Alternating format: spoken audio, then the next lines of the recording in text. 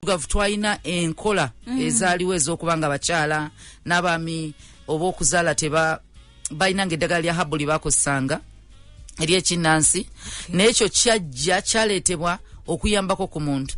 Ne bwe tudda mu kigambo to family planning kitegeeza to plan for your family. Kati family be bantu b'osukka ggwe b'oyingizaamu bonna ba family, omukyala n'abaana. Okay. Nawe omukazi omwami wo n'abaana yeyo family yo gye tugamba nti immediate. Kati oyina giplanningira naye family eyo tebagiteekateekera nga beegatta. Family bagiteekateekera bw'oba mwana mulenzi ogiteekateeka ogenda kukwana oba nga tonnakwana.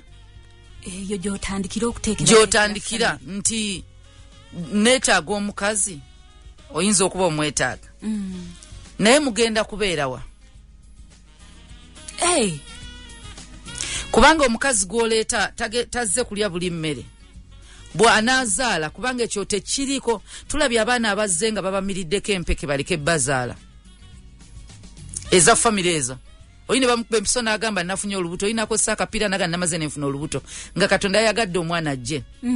Kati omwana Katonda lwamwagala lwagenda okujja, tomulinaako gundi tomulinaako buyinza. Ebyo n'empeke abantu bazimbira, n'ekituufu kiri nti Katonda tannateekateeka mwana oyo kujja. So omwana engeri gy'ajjamu dirwaze si buyinza bwa muntu, bwa Katonda. Naye bw'oba oteekateeka family nga tennaba kujja, obanga omuntu agamba nti ngenda kulima, oba ndi mu season ya kusimba bijanjalo, ndi season ya kusimba matooke, ya kusimba muwogo, kusimba watermelon, kusumba kyonna kyoyagala okusimba, tolowooza essaawa eyo then n'osimba nga toyina ttaka. Bw'olowooza nti oyagala kusimba then otusooka okulowooza ngenda kulimawa season ki.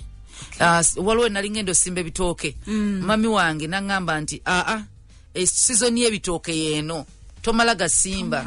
Genda n'ogamba nti kati nze kati kino mpulira njagala bisimba kansimbe. Waliwo abantu mpulira njagala kuwasanja kampase. Tosobola kukola bwoti. Oyina okuba nga oyina order nti okiwulidde naye ogenda kikola ddi otya naani nti ddi lwogenda okikola yeggwe okubanga ogamba naye essaawa zino nsobola okuwasa. Tukkirize nti oli omukristaayo atambulira ddala mu bigere bya Kristo, ng'era ogamba nti ngenda tambula bwe nti ngenda kwana omuwala ngende ewaabwe enkyale nga Yakobo bwe yakola, nsasule ebintu ndyoke mutwale ewaffe, olyoke omutwale nga mukyala wo, kubanga family erina okonsentinga. Kati bw'oba ogenda tambula bw'otyo kitegeeza otunula mu nsawo yo. Yakobo tebamuyambako kuwasa mukazi. By the way, kati nga tonnaba kulowooza, nga tonnaba kulowooza ku muntu ku mukazi oba contribution abantu gye bagenda okuwa. Ennaku zino Katonda tumwebaza nti yatuwa emikwano, yatuwa family, basobola otwongezaako mu culture zaffe family nazo zituyamba.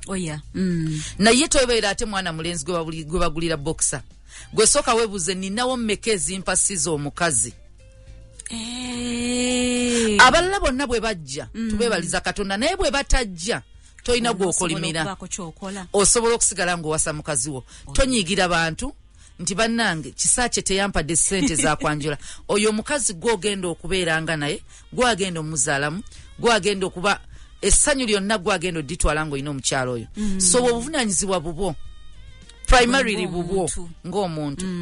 So ebyo byonna ogenda bitunuulira nti neetaaga ki okuwasa omukazi. Ye omukazi mulina nti kati ngenda kukwana.